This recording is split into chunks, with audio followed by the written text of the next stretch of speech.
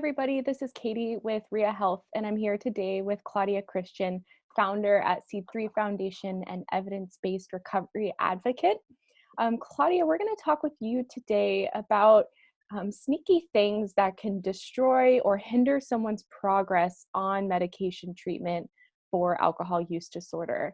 And these can be things from, emotional state, mindset, environment, all these different ways that can really harm or impact someone's progress, and how they can be aware of them and perhaps avoid them, or at least learn how to deal with them if they do come up. So I really just want to turn it over to you then and hear from you, from your experience the past 10 years of, being on the Sinclair Method for your own alcohol use disorder and coaching hundreds of people. What have you seen as some of the most important things that can really hurt someone's progress on this method? Thank you, Katie. Well, as they always say, hindsight is always clearer. And believe me, I would have been more actively participated in my own recovery had I known what I know now. I certainly think that from what I've seen from individuals who start with a bang, like I did, you see the immediate response from the medication in your disinterest in alcohol. You get so excited about your recovery, and what happens is they see a marked improvement. They're really, really devoted in the beginning. They're keeping their drink log, they're watching videos, they're participating in peer support. Maybe they're with Ria and they have a coach and they've got the breathalyzer, and they're fastidious about doing that every single day. Then as life takes over and what is human nature and the fallibility of just being a person, that fades in time and you just start taking it for granted. And so I have people in month 6 or 8 who start to really stop keeping a drink log, they stop participating, and they become a little bit too sure of just relying on the medication. They start to fudge as far as waiting the whole hour. They start to resent the lack of spontaneity, whereas before it was a gift and it was a magical cure and improvement in their life. Now it's just something they take for granted. So let me stress the importance of being mindful and accountable during this process. And it's not just the first year, it's forever. Take it from me, who has had non-compliance issues in the past and who never kept a drink log because I didn't even know what a drink log was. Just from my experience of seeing who is the most successful and what the bumps in the road are for most individuals, it's not maintaining the respect for the method and understanding that this is a life-saving medication. It is not a party pill or a sometimes I take it pill. It's a life-saving medication. It's your life-saving medication, and that you must participate in your recovery, whatever that means to you. It's so what I see a lot is, besides the compliance issues, which is kind of obvious, if you don't comply, it's not going to work. But the tapering of the fastidiousness and the accompanying changes in your life, falling back into the habits of drinking, the habitual drinking, not really embracing that wonderful feeling that you felt, let's say in the first year.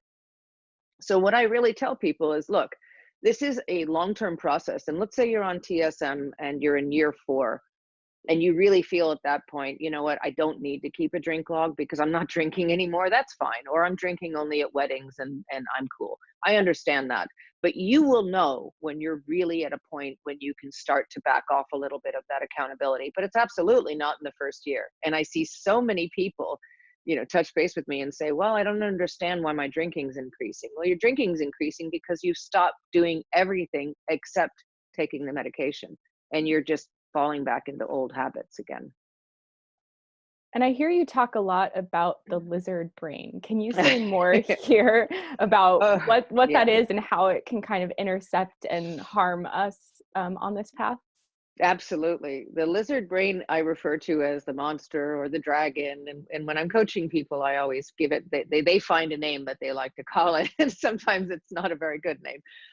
This is the voice in your head that will tell you 4 months into TSM that you don't need to take the tablet this one time. And this is the voice that will tell you that you don't need to keep a drink log, and that's silly. This is also the voice that will tell you that, oh, you can take the pill with the drink, because this is the voice in your brain that wants you to feed it the way you used to feed it. Imagine this lizard is now angry at you because you're not giving him what he wants. What he wants is constant supply of alcohol whenever he craves. So this goes into so many different tentacles of our recovery. You have to think of this as an octopus with many legs. First of all, the lizard will tell you not to comply. It's the same lizard brain that tells you when you are in forced abstinence that you don't have a drinking problem because you've been 6 months sober. That's the same lizard that will tell you, you can have a beer. You've got 6 months of sobriety under your belt. Go for it. Well, that same lizard will tell you when you're on TSM, oh, don't worry about the tablet today. Let's be spontaneous and have a drink. Everyone else is drinking. Go ahead, do it. You have to tell that lizard to shut up. I used to say it out loud, actually. I would say, just shut up. You know, I love that. Over time, well, it's true. I talked to myself, but it helped over time because you're saying it out loud and you're being mindful.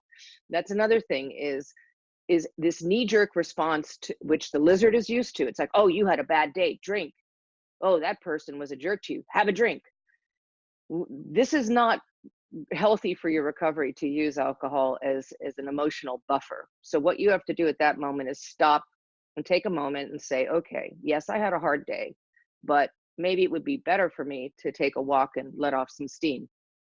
And then if after the walk, I'm really physically craving alcohol and I can't stop thinking about alcohol, I will take a pill and wait an hour and have a drink.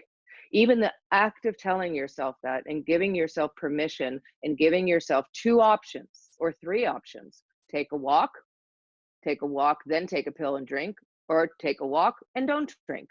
So you have all these different options. Even that act of giving yourself the option and that act of being mindful will stop and will reset yourself and really set yourself up for a much healthier recovery because you're being mindful, you're being accountable. So this lizard brain, I always say to people, you know, name it, talk back to it, acknowledge it, and watch it get smaller and smaller. And what our hope is that eventually that lizard will not be talking to you at all. And when it does rear its ugly head, because there's one little bit of it left, you can acknowledge that and understand it and see it for what it is. It's the tiny shred of the addict struggling to have as little bit of control or power over you one more time, you know, and that's just the nature of this compulsive disorder. Yeah, and I think that you know, taking that time to pause and just giving yourself those options, it feels so good. And you know, I've seen it with a lot of people where just giving themselves an extra 30 minutes can really make all the difference, and they find out, oh, I don't want to drink, I just wanted to, you know, eat something or go on a walk, Yeah, like you said. well, we talked, Katie, you and I talk about the hungry, angry, bored, lonely all the time because really, if you stop and say, okay, why am I thinking of alcohol as a knee-jerk response to XYZ? It's because you have in the past. It's a habit. It's ingrained in your neural pathways. So we want to change that, and we want to find better, healthier, happier responses to that. And yes, you should ask yourself, am I just thirsty? You Mhm. know, have some soda water. Or am I hungry? Okay, I'll eat something. And yet then, why am I upset? If I can deal with my emotions without the crutch of alcohol, then perhaps I'll reach the outcome after 10 minutes or so, whereas I don't need that alcohol because Absolutely. I've actually, and I don't want to use the word mature because that implies that anybody suffering from an alcohol use disorder is immature. I Yeah. don't like those labels like narcissistic or selfish or any of that. But maturity to me also means calm and present. And if you take that moment of feeling mature about your childhood trauma, the little girl in you or the little boy in you says, oh, my dad said something mean to me, I want to drink. If the adult you sits there and says, okay, that's okay to be hurt, you know, you're a sensitive person and that's all right. But what will the drink do for you right now that just sitting and thinking about it won't do? Or Yeah. going for a walk or talking to somebody, you know, reaching out to someone and saying, you know, I'm kind of upset and I just want to get it off my chest. Yeah. That's the beautiful thing about communication during recovery is that the more you talk about it to your friends in vlogging like you've done, Mhm. the stronger your sense of self perception becomes. and your sense of your own recovery becomes. And that's what we need. We need to hold that mirror up to ourselves, and we need to forgive ourselves and understand ourselves. And all of these years of misusing alcohol has put a damper on our emotions. It's pushed them down, and they're going to start bubbling up, and you're going to become more vulnerable, and you're going to start feeling these things that you didn't feel before because you were numbed and self-medicating with alcohol. And don't be afraid of that. You know, that's another thing that's not the lizard. These are real good feelings. These are feelings that sometimes they hurt, but it's wonderful to feel that. It's it's being human, and it's also repairing the trauma from the past. And that's imperative to recovery. Just Yeah. listening to yourself and listening to your own feelings. Yeah. And I've even heard people say that they've started documenting it through vlogs, but they're not going to publish it, but it's just for themselves. And so I think that, like what you said, just talking about it, or writing helps. about it. Yeah, or writing about it. Exactly. Journaling, blogging. Yeah, absolutely. Yeah, bringing it to life. It sheds light on this like secret or this darkness we've held within us. That's what I felt in my experience. And it gets your feelings out. And when you read it a year later, you'll be pleasantly surprised to see your growth, or you'll be able to see what you still need to work on. Yeah. It's just a wonderful habit to get into during recovery. Yeah. So how about others who can have influence on someone's recovery using medication treatment? For example, you know, if someone has a family member who doesn't support them, and so they're having to kind of do this on their own, or a family member who wants to still control how much they're drinking, how can people navigate this part of the recovery process? It's extremely difficult when you don't have the support of loved ones. It's one of the reasons why I made my documentary One Little Pill, so that they could see that this is not an excuse to drink, that there's science behind this, and that it's evidence-based. So I definitely encourage people to sit down and watch, but a lot of people are in situations where their loved ones, their mates, whatever, they refuse to even engage in the idea. They think it's an excuse to just continue drinking. They want to see you completely abstinent, and they don't want to hear about what you're doing. And that really leads to some awkward and painful situations, such as the holidays, or birthday parties or stuff. I have a lot of people on TSM who simply cannot drink around their family. They just don't want to go there. But I would encourage people to absolutely try your hardest to educate them. There are so many resources out there now, where people can actually look at the clinical studies. They can go to c3foundation.net, which is specifically for doctors. They can go to c3foundation.org and look under the tab for your doctors or for your loved ones, and print out some stuff, or say, listen, we just watch Claudia's TEDx talk, or watch some of Katie's videos, or you know, watch One Little Pill with me. It would mean the world to me if you understood what I'm doing. If all else fails and you can't drink in front of your family, you know, and I feel really badly for those people, then you're going to have to make choices about who you spend your time with and how you spend your time. And I don't think there's anything wrong with telling people, if you don't understand what I'm going through and you will not at least look at the research, or you will not engage with me on this subject, then I have to not see you for a while until I'm comfortable being around you. And you know, you have to take your life back on so many levels, and just that show of strength and independence and self-love is critical to your recovery. So I definitely think that all of these influences, including friends that maybe are goading you into drinking. I've worked with individuals who literally their family was actively trying to get them to drink more and drink without the medication. Oh, Yeah, wow. people saying to them, you don't need this medication, that's hogwash, it's just placebo, or you can do it, power the mind, or why don't you just go to a meeting and just use willpower, or better yet, just why don't you just drink, you don't have a problem, I drink more than you do. I mean, seriously, these are people, I have people who weren't to the point of physical dependence, but they're drinking too much, and they're young and they want to live their life, and their parents are telling them, they don't have a problem, have a drink. I mean, it's every single individual's experience and influence around them is different. So you really have to deal with it on an individual basis, and that's why professional support is so important. So if you don't have loved ones that are supporting you, or your boyfriend or girlfriend or your family members just don't get it or don't want to hear anything about it, please get yourself a coach like you have at Ria Health. Please get good peer support. Please get a doctor who understands what you're going through so you don't feel like you're all alone. You know, it can be very daunting to have to navigate your recovery with people who are not on your side. And this is also having to do with a complete lack of education. But nowadays you have the resources. Yeah. You can show people films, videos, clinical studies. You can show them examples of people online that are doing TSM and say, look, I'm not, this is not, something that I just found myself, or it's not an excuse to drink. This is something that I believe will help me. And truly, if somebody wants to see you get better and someone really loves you and respects you, then I think that they should be on board. And if they're not, then you need to make that choice of saying, maybe I'm going to take a break from that individual because they're harming my recovery right now. Yeah, and I've heard you talk too about people who say their family doesn't support, so they find themselves having to drink in private or sneak it still in some way. And how does that kind of hinder progress when someone's having to drink in secret still, even though they're using this method to get better, because their family doesn't want them to drink at all? But how does that impact things?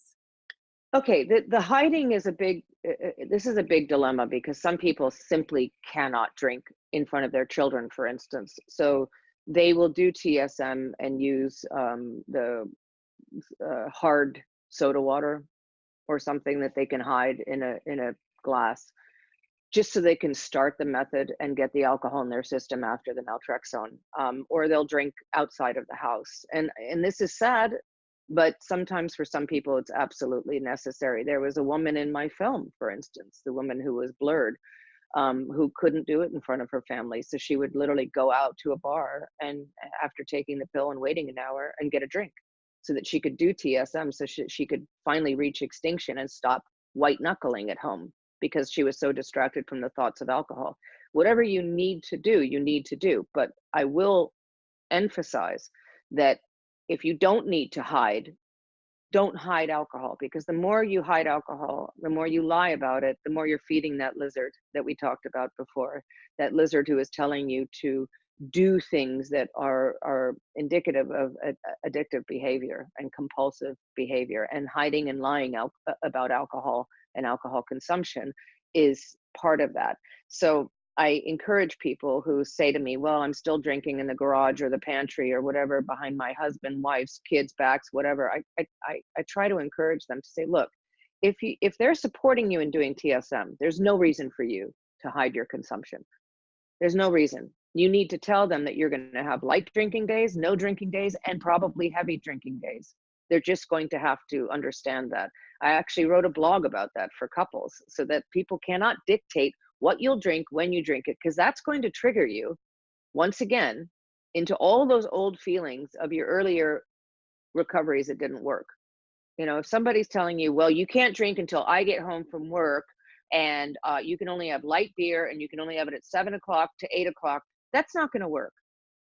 The Sinclair method works because you are trying to kill your own cravings, your own patterns of drinking.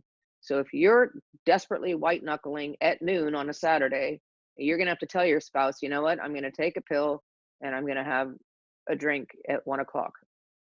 That's just what I'm going to do. And I'm sorry, but it's what I've got to do because I'm literally craving and I can't think of anything else, and I'm not going to be fun to be around.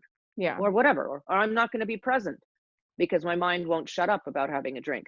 But once again, that goes back to you as an individual understanding if it's a knee-jerk response, or if you're bored or lonely or hungry or angry or thirsty, or if this is a genuine craving for alcohol. And we have to keep pressing that into people's heads. You need to differentiate between a genuine craving for alcohol and a knee-jerk response to an emotional trigger or a biological trigger like hunger. Yeah. And that's something I know, like with Ria, the coaches, or if you have support, that's something that people like professional support or peer support can really work with you to identify. Because I know for me and for others, it's hard to distinguish between the two, especially early on, and that's totally normal. But it's a process. But getting support can help with that. Absolutely. Having professional support is key. I mean, we've seen in so many circumstances the success rates amongst people who use telemedicine like Ria Health that have comprehensive programs, and the success rates compared to people who just went it on their own. And it's so much higher with professional support. Even having the support of your doctor on board makes a massive difference in people's success rates. So this is not something to take lightly. This is not like the cabbage diet that you look up online and you're trying, for a week. This is a lifetime commitment. You want to put as much energy into your recovery as you did into your drinking career. And Yes. so if you think of all the hiding and the lying and the stealing and the finagling around to get alcohol and all of those tricky little things you did to be in environments where you drank and be around people who drank, if you put all of that energy that you put into your drinking career into your recovery, I can guarantee you will have much better success Wow. rate. I've never thought about it like that, but it's so true. Think about I know what energy I put in pouring vodka into a water bottle so I could go to a Yeah. dinner with somebody who I didn't like. I mean, ridiculous. Ridiculous. And then, yeah, exactly. Hiding the good wine in the pantry so that during my dinner parties, I could nip into the pantry and have another drink because people weren't drinking fast enough and I was drinking. Yes. It was exhausting. Being aware of exactly how much alcohol was left at the party. Oh my gosh, not being able to listen to conversation because you're looking at the wine bottles on the table saying, that's not enough for 8 people. Yeah. Is there any more? Oh my God, I better go to my car where I hid some. It's just ridiculous what we did to satisfy that lizard who wouldn't shut up in our brain. Now, if we put that much energy and impetus into our recovery, we're going to be sorted and fine and much better off. Yes, it's so true. I love that. I'm going to use that now going forward. It's true. So, I think the last thing I want to wrap up with you on, I know you talked a little bit already about difficult emotions. Obviously, they're going to come up and we're going to start feeling as opposed to being numbed out from them. So I know that for some people, this increase in vulnerability or these emotions that are kind of new feelings for people can be overwhelming at times or feel like too much. So how can this experience, perhaps hinder someone's progress or cause someone to feel, afraid of what they're feeling for the first time? And how can they kind of work through that? I can tell you that there are many phases and everybody's recovery is obviously unique to them. For me, I was so enthralled with the ability to control my drinking in the first 3 years that I really didn't do any work on myself. And I was still of the belief that this was all biological and I was fine. Things definitely started to come up, especially when you're not self-medicating with alcohol. So I would say that if you suddenly have dramatic results and your drinking reduces, it might be like ripping a bandage off of your emotions, as you say. It might be like, oh my gosh, what am I feeling all of a sudden? Because you genuinely don't want to drink. You have your drinking under control, but you haven't dealt with these emotional issues. You haven't dealt with feeling, just raw feeling. There are still times, and you and I have discussed this, and you've seen it on videos where I just burst into tears, or some of the meetings that we used to do on Sundays. I just start crying. And it's not that I'm in pain, it's that I'm feeling. And this trickles down to all phases of recovery. I'm in year 10 going on 11. It's just a phase of just constant enlightening of your feelings, and you can't, it's easier said than done. I can tell you not to be afraid of them, but what you have to do once again is be mindful of, say, why am I feeling this? And are these tears of joy or relief, or tears sadness? And is it okay to feel sad? Yes, we're human. We feel every emotion, and we get angry and we get sad, and the more these bubble up, the more these feelings come out. You have to find ways to express them.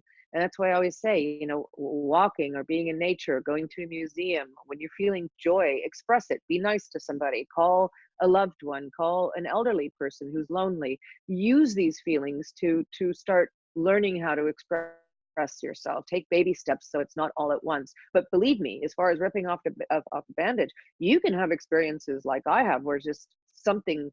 I remember a few times in year 4 or 5, I would be riding my bike and suddenly I would just be overwhelmed with the feeling that I was alive and that I was so happy that the addiction was gone. I'm even tearing up now. Yeah, I have chills right now. Just feeling that you're free. You know? Absolutely. It's really, really powerful. Yeah, it's just the great gratefulness and the appreciation you feel for that part of your life to be over, to be gone, to be free. It's profound. Look, it Yeah. still affects me. I know. Well, and because for so many of us, we didn't think that that was an option. We thought it would be a lifelong sentence in a way, whether we were drinking or not. And so I think, I mean, I know I relate so much to what you're saying right now. And I know a lot of people can as well. Just that second chance at life. Someone was just emailing me this morning, like, what do I do now? Anything's possible. And it's like, yep, it's true. Get out there. Well, that's another thing, is the fear of success, the fear of who you can be and who you should be and why you were placed on this earth and what your life's mission is. And all of these things come tumbling at you at once because you haven't been thinking about that because you've been drinking. And it's scary for people. I think the fear of success sometimes outweighs the fear of failure.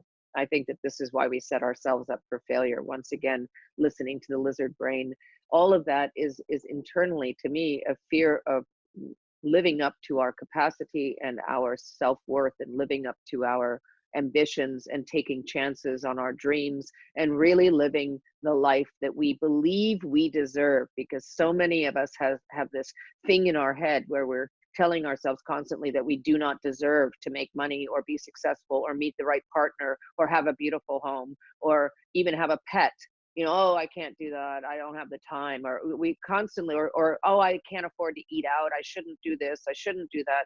So we're never living what we want to do because we live in fear.